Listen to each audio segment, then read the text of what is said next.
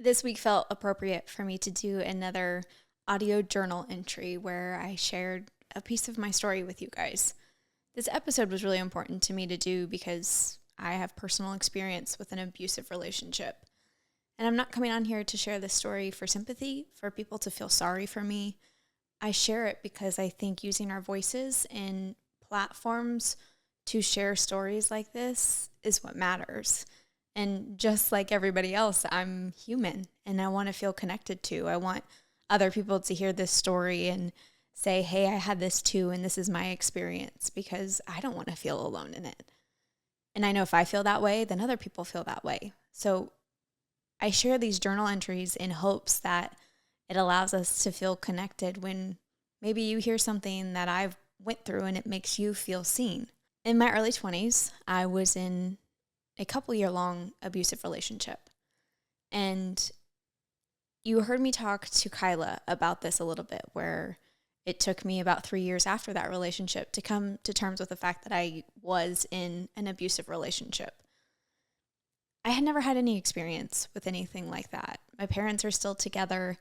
I had never been technically in an abusive physically relationship before, but my past relationships didn't look that great either when I looked back on them after this relationship was said and done. My history before my abusive relationship, I had 3 serious relationships, and every single one, they cheated on me.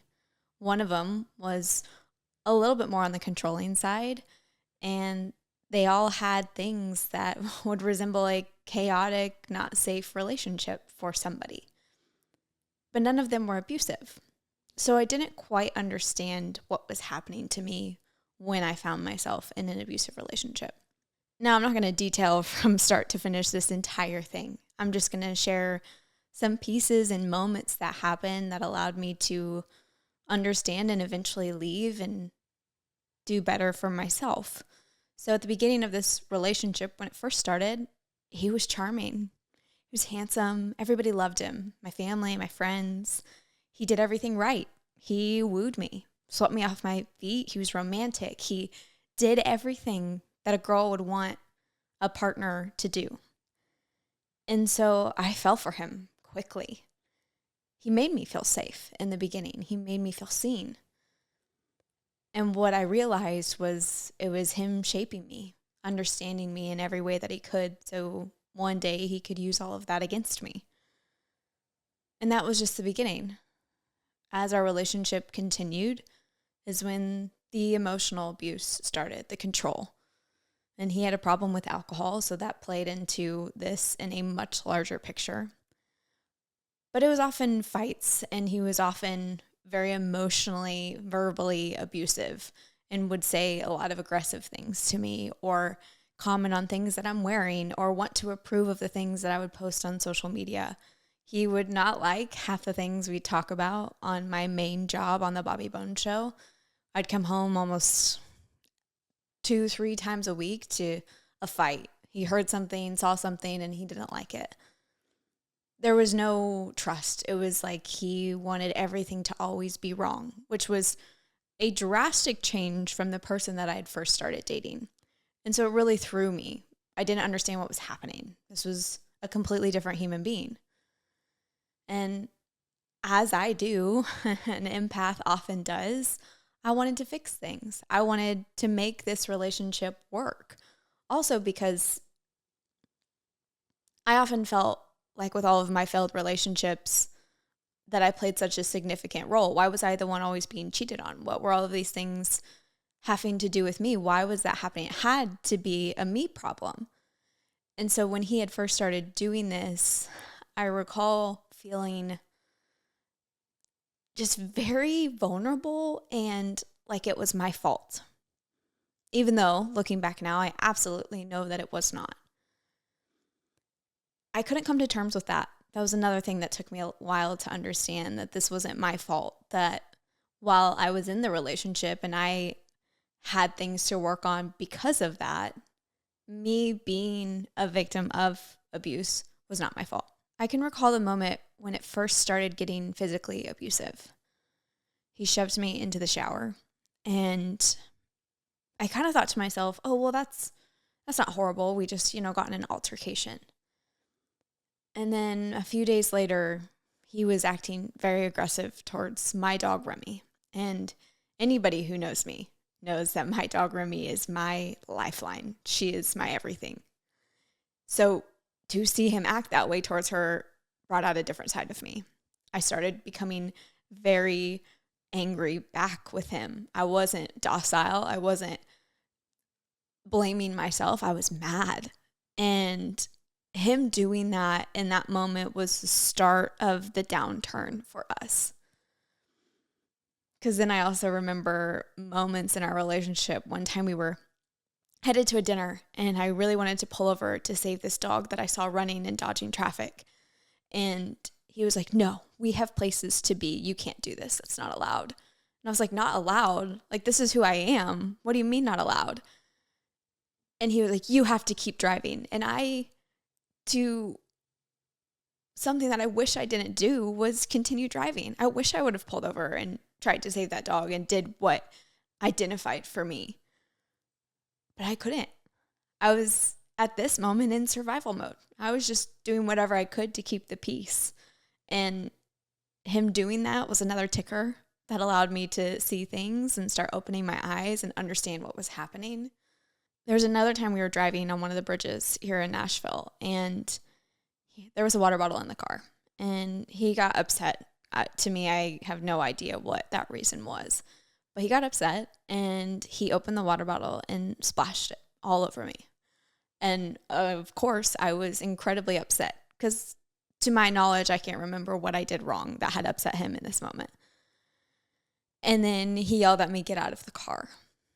Mind you, we're on a bridge walking. It's midnight at this point.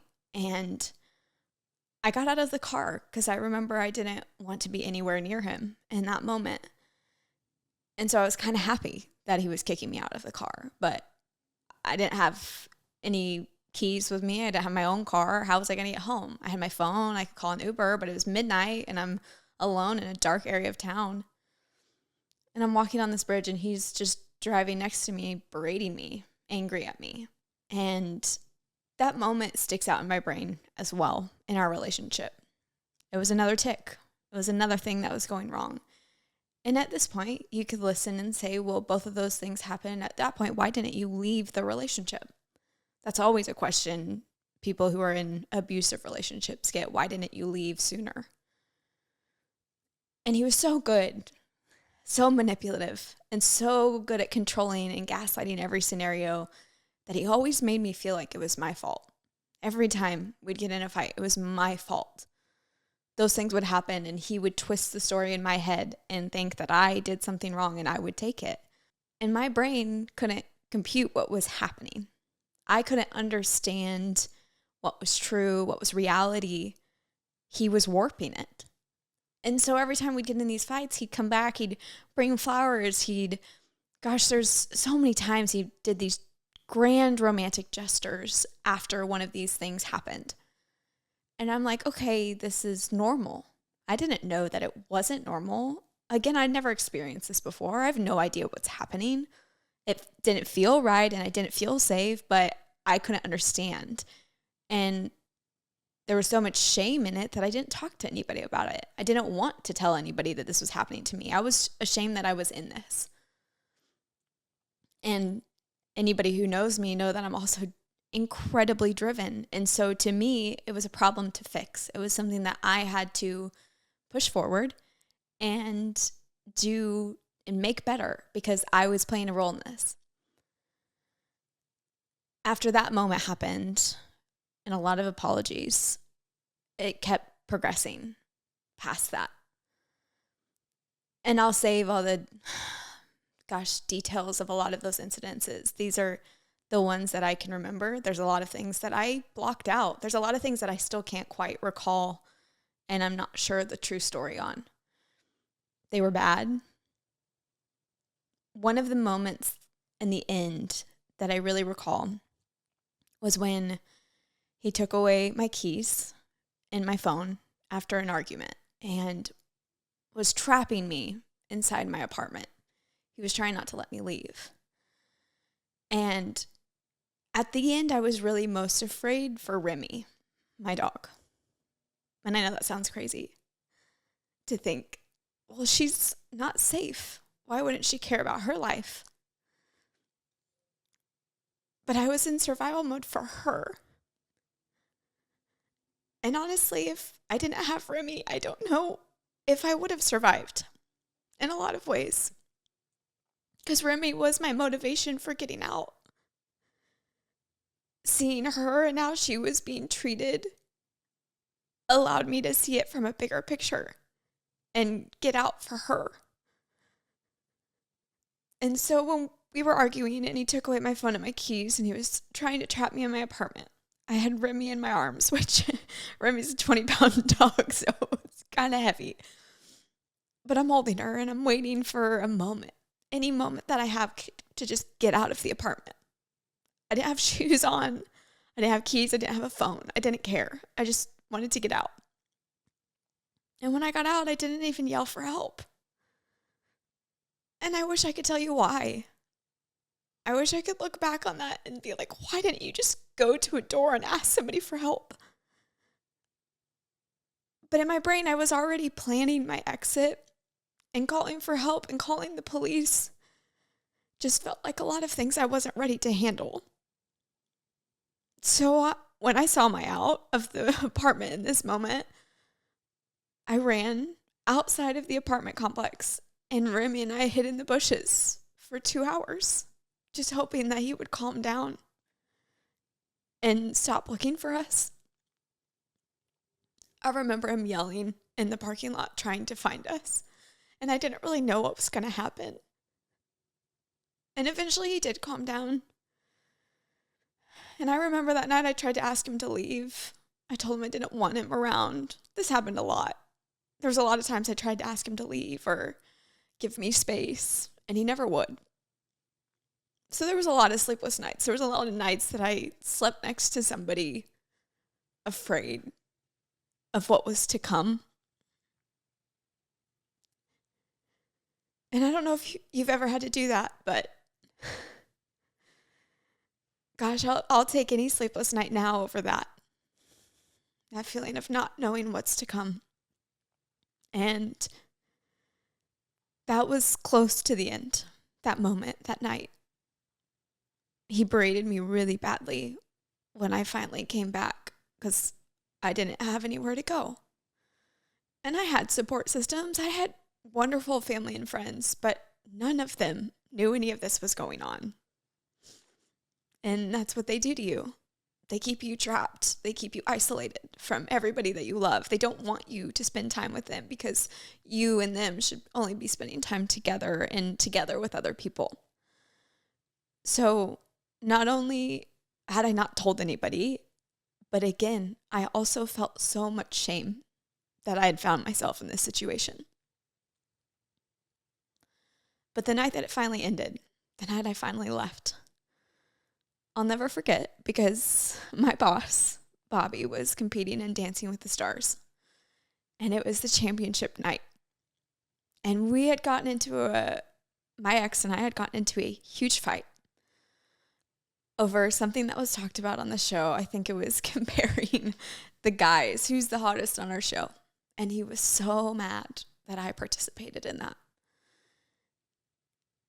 And I just remember finally being like, I'm done.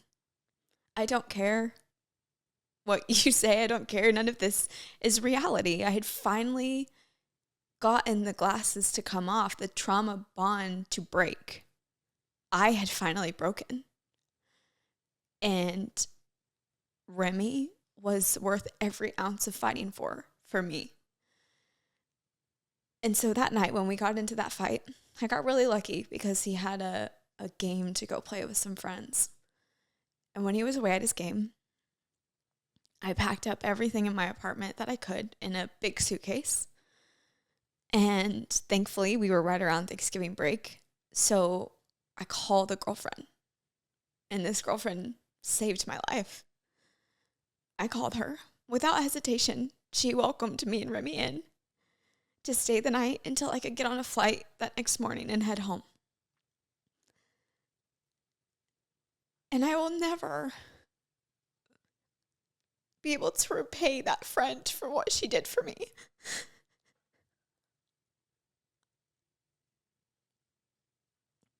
That was a really hard night because he called and he would contemplate suicide and he'd send pictures. I got a picture of him putting a belt on my ceiling fan saying he was going to commit suicide if I didn't come home or I didn't call him back.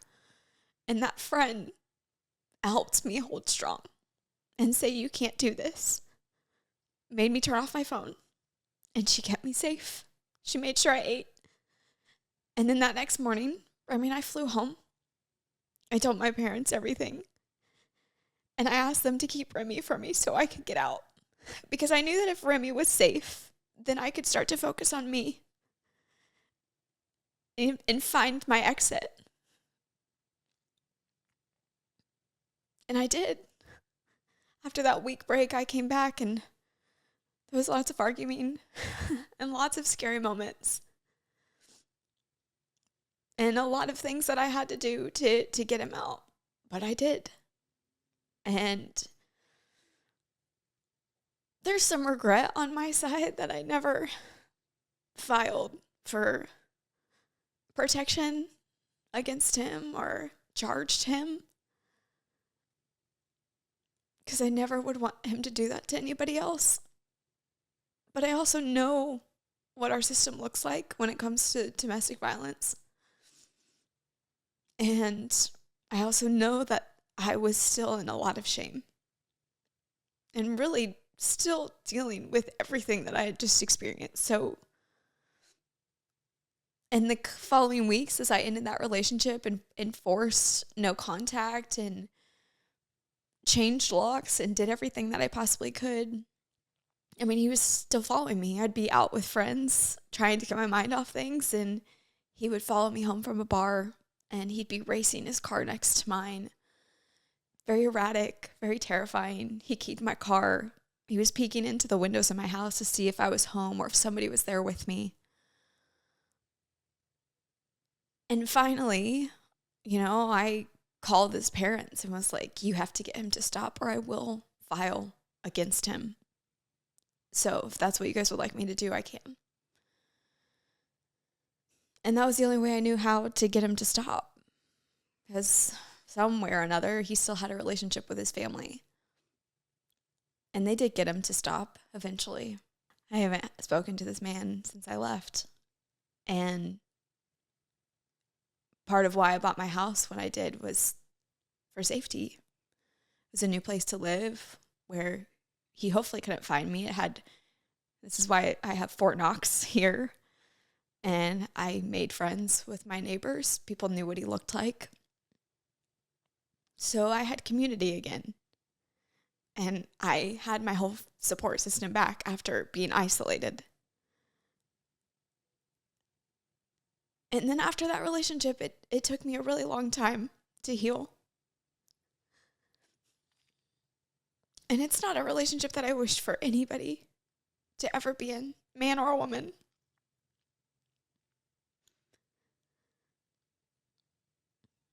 And there's even still a lot of pain sharing this story today. Because there's still shame. There's still sadness. But I have healed and learned so much about who I am. And if anything, I want this journal entry to be a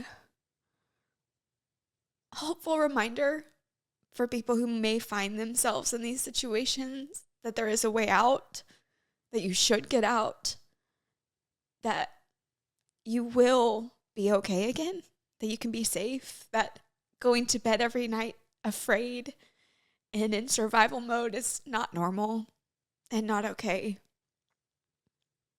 That's my only hope for sharing all of this, is that maybe somebody leaves. And I don't think in my entire life this will ever be a story I can share without getting emotional. It's just going to be part of that. And it will be part of my story.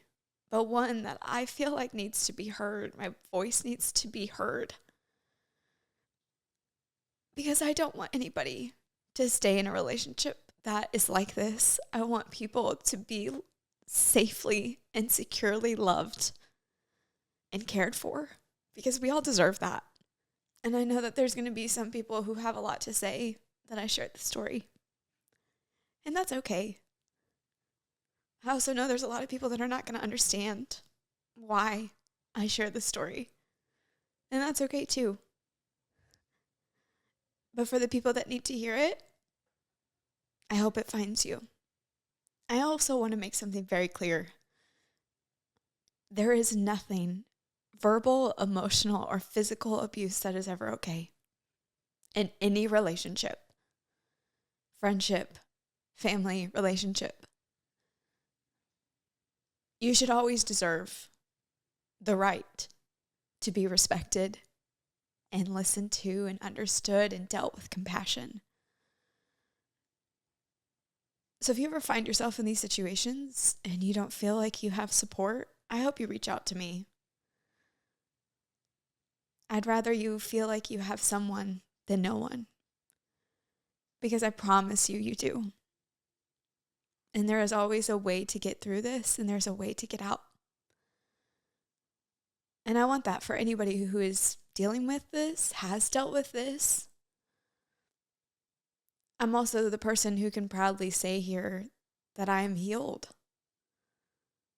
It's also why looking for love is so hard for me, because I truly am looking for the right, safe, secure partner.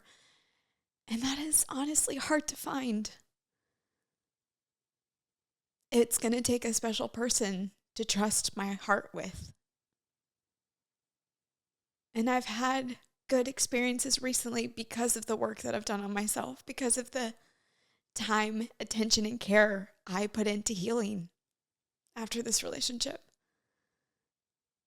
But there will always be a scar, and it will always exist. The best part about scars, though, is they tell a story, and that's my story. Thanks for listening to it. Thanks for listening to this episode. If nothing else, I hope it brought awareness, and I hope you are able to be kind to yourself and make sure you always surround yourself with people who are kind to you. Thanks for being here.